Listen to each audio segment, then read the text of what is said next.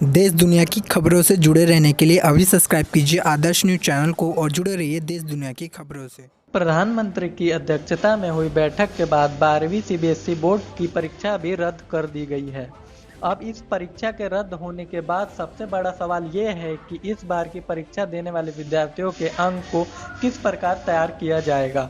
सरकार की ओर से मार्किंग के संबंध में बताया गया है कि अच्छी तरह से परिभाषित मापदंडों के अनुसार इसे समयबद्ध तरीके से तैयार किया जाएगा।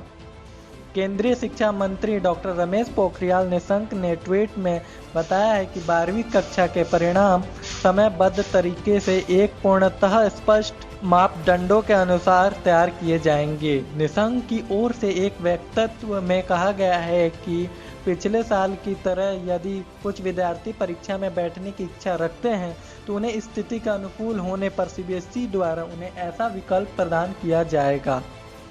हालांकि सरकार ने या सीबीएसई ने 12वीं परीक्षा में मार्किंग को लेकर अब तक किसी भी तरह का सर्कुलर जारी नहीं किया है, लेकिन उम्मीद है कि 10वीं कक्षा के रिजल्ट तैयार करने के जो मापदंड बनाए गए हैं उसी के अनुसार 12वीं कक्षा की भी मार्किंग होगी। यानी स्कूल विद्यार्थी के पिछले 3 साल के प्रदर्शन के आधार पर मार्किंग करेगा और इन अंकों को बोर्ड को नियमित समय के अंदर भेजे देगा। जो विद्यार्थी सिर्फ 2 साल स्कूल के असेसमेंट प्रक्रिया में भाग लिए हैं उन्हें 2 साल के असेसमेंट के आधार पर ही स्कूल मार्किंग करेगा।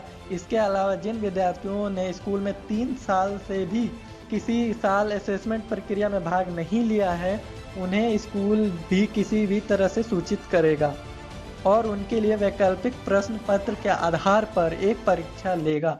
इसमें आय अधिकतम के आधार पर उन विद्यार्थियों के अंक तैयार किए जाएंगे और इस बोर्ड को भेज दिया जाएगा।